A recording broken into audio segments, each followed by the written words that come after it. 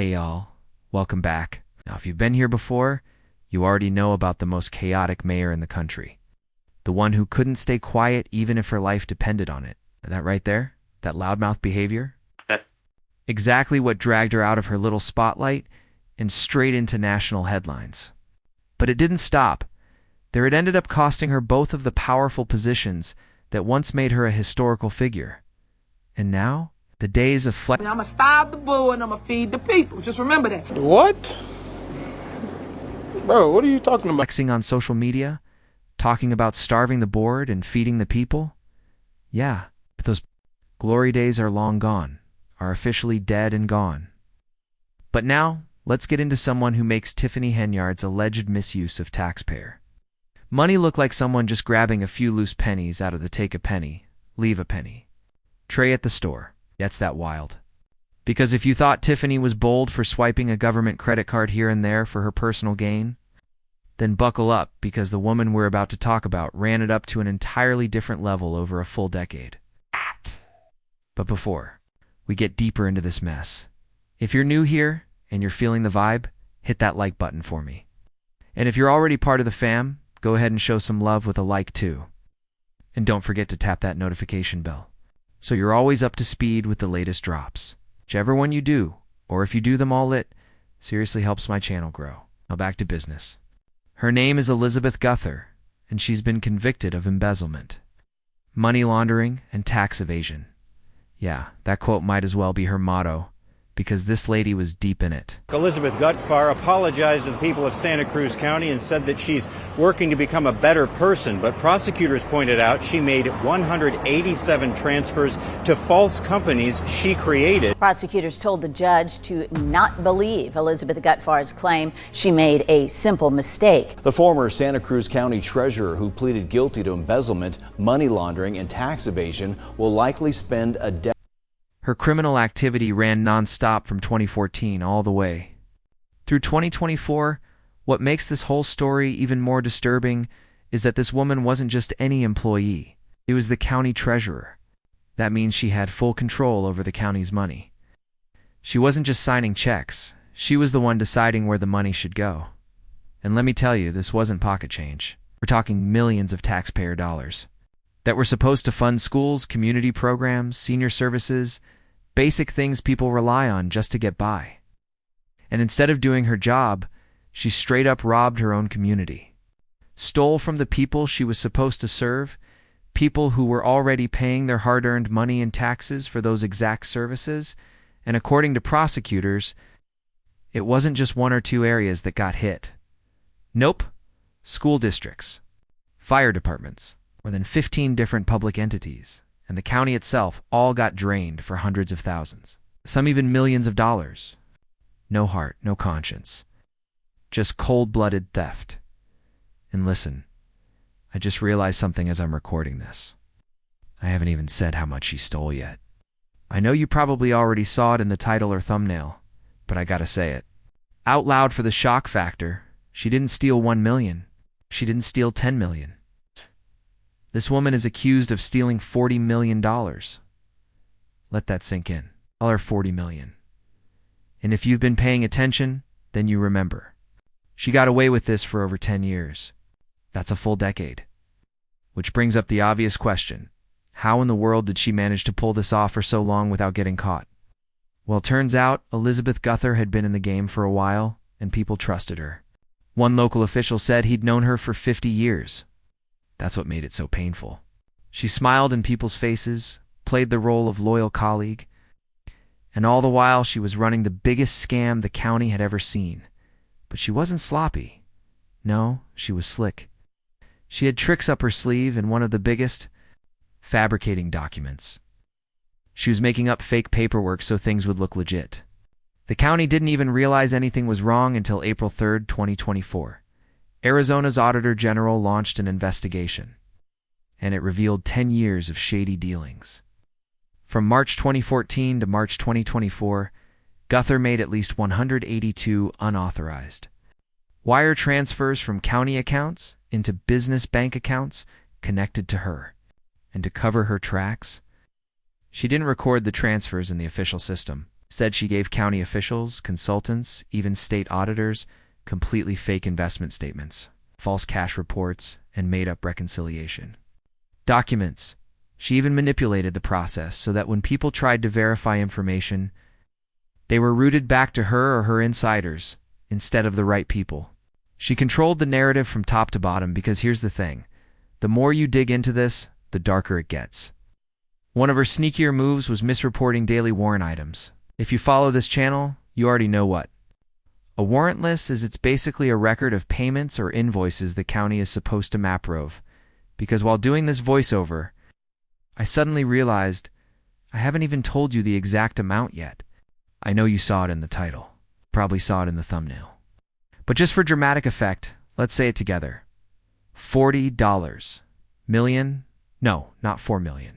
Not 14. $40 million. Now let's take a step back and ask the question. Every sane person is thinking, how did she get away with this for 10 whole years without a single audit or red flag? Well, according to people who knew her, including elected officials she worked alongside for decades, she didn't just hide the fraud, she built trust.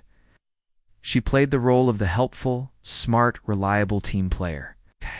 That's how she got access. That's how she kept it quiet. And when the county finally caught on, around April 3rd, 2024, the floodgates opened. A full investigation by Arizona's Auditor General exposed the depth of the betrayal. From March 2014 to March 2024, Elizabeth made at least 182 unauthorized wire transfers from 2 county bank accounts straight into her own fraudulent companies.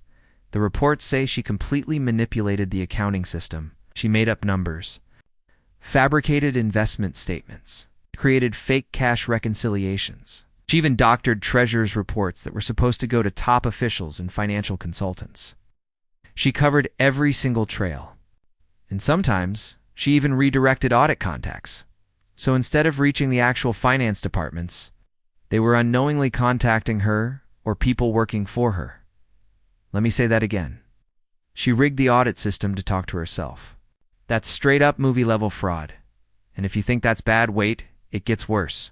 She also manipulated daily warrant reports, the documents that show county expenses and invoices, and she intentionally misreported those during the reconciliation process. For those of you who've followed my other videos, especially the ones about Tiffany Henyard and the Board of Trustees in Dolton, Illinois, you know how those warrant lists work.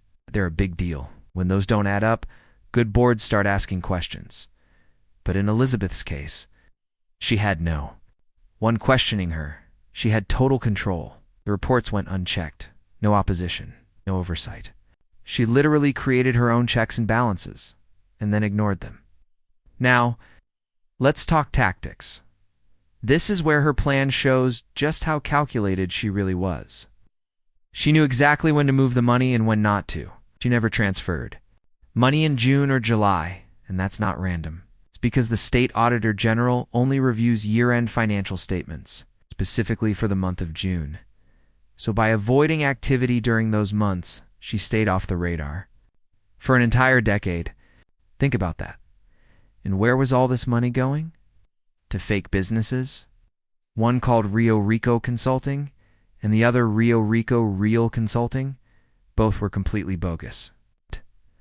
She wired the money there over and over again. A total of 187 wire transfers over 10 years, totaling up to $38.7 million. And as the years went on, the transfers only got bolder and bigger. You look at the breakdown of the transactions, and it's shocking in the early years. The numbers were already high, but by 2021, 2022, she was moving massive amounts in plain sight. And it all adds up to $39,412,100. And yes, she was eventually sentenced. 10 years in federal prison, but imagine robbing a county blind for an entire decade and then walking out with 10 years. That's insane. People in her community are stunned. Some of them had known her for 50 years, and now they're standing in court, watching the woman they trusted walk out in handcuffs. And let's not forget this was someone who ran for office saying all the right things. I want to work hard for the people. I'll bring fresh perspective. I'll submit reports on time. I'll distance myself from real estate interests. She said all of that. She even threw the last treasurer under the bus for being unprofessional and behind on reports. Well, she said she'd work weekends and nights to make sure everything got done. Well, she did work nights and weekends, just not for the public. For herself. And guess what? She never left the real estate game. That same company, Rio Rico Properties, had connections that raised red flags even back then. The company sold thousands of properties, slapped deed restrictions on them, and now owes over $6.5 million in unpaid taxes. And you know who's tied to all of that? Yep, Elizabeth Gutfar. Even when the community started asking questions. She kept claiming she had nothing to do with corporate decisions and promised again to cut ties if elected. But fast forward, and it turns out she never left. Never closed the businesses. Never stopped taking the money. Everywhere she went, it was lie after lie, lie to the voters, lie to the board, lie to the state, lie to the county, lie to the auditors, and worst of all, lie to the very people who elected her to protect their money. It's honestly absurd, like something straight out of a dark comedy. You almost want to laugh, but then you realize how devastating it actually is. So the article wraps up with this woman, Elizabeth Gutfar, saying, "I will commit to being treasurer. I will not sell real estate. I will cut all ties. I believe being a treasurer is a full-time job. You just have to sit back and go, wow." She lied effortlessly. No hesitation, no shame. Just looked everyone in the eye and said what they wanted to hear. Classic manipulation. And in the end, she got exactly what she wanted. She played the part of a trustworthy public servant only to walk right in and clean them out. She made herself rich while pretending to serve the people. She became the politician she always aspired to, be slick, untouchable, and dangerous. This wasn't some minor theft or one-time mistake. No, this was a full-blown obsession. Hooked on stealing, the way she kept doing it over and over, it's like she was addicted. There had to be some kind of dopamine hit every time she pulled it off. It must have felt like a high, like she was outsmarting everyone. But here's the reality. She's now staring down the barrel of a 10-year prison sentence. And honestly, that's not enough. It's not by a long shot. I don't care how old she is. She doesn't get to live it up on stolen taxpayer money and then get sympathy because of her age. That money's gone. That damage is done. And she lived good off at vacations, luxury, generosity with stolen cash. So why should she get leniency? Where's the justice in that? So here's the backstory. Elizabeth Gutfar, the now former treasurer of Santa Cruz County, has been accused of embezzling more than $39 million. Yes, million with an M from county taxpayers. For context, in a typical year, Santa Cruz County brings in about $41 million in property taxes, which fund things like 6 school districts, a community college, and various local agencies. And she took nearly all of it. State auditors say she ran this scheme for over a decade.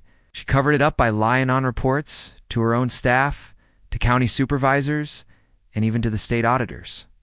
And the worst part? The most significant wire transfers happened just last year, right before Chase Bank's fraud department flagged $4.5 million in suspicious transfers from county accounts to her personal business accounts. And get this, that's when she resigned. That's when the FBI, the state, and the county all jumped in to investigate. Her attorney has already told investigators she won't be speaking with them. While there are still no criminal charges, at Santa Cruz County is suing her civilly to recover the stolen funds. A judge has frozen most of her accounts to keep her from hiding or selling off what's left. But how did she pull this off for so long? Well, the report says she convinced the chief deputy treasurer to give her full access to all account codes. She kept 6 employees in the dark the entire time. How? Gifts, favors, manipulation? For example, she gave her chief deputy a $6,000 loan to buy a new air conditioner, which the deputy said she'd pay back after retirement. Gutfar also paid for that deputy's personal cell phone and even let the deputy's sister use one of her cars valued at $3. Oh, it didn't stop there. She paid bills for the department's senior secretary, gave her $1,500 as a birthday gift, and showered other staff with personal favors. One tax clerk said Gutfar gave her son a lavish wedding gift, hosted her daughter's wedding at Gutfar's ranch, and even flew the clerk out for a long weekend in San Marcos, Mexico. This wasn't just about stealing, it was about building. Loyalty through bribery. And let's not forget the county supervisors. Where were they? According to the auditor's report, they failed miserably in their oversight duties. One of the biggest red flags?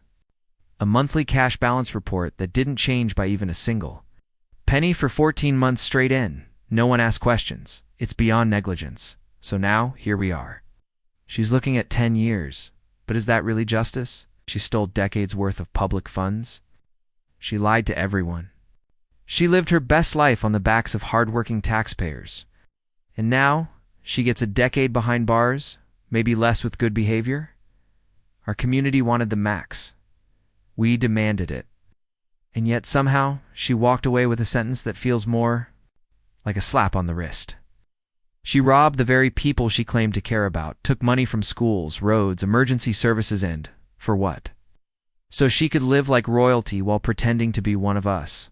Let me know in the comments what you think. Is 10 years enough for this kind of betrayal? Or should she be facing a lifetime behind bars? Now, if you made it this far in the video, don't forget to like it and hit that subscribe button if you're new here. This story is wild, and trust me, we're just getting started.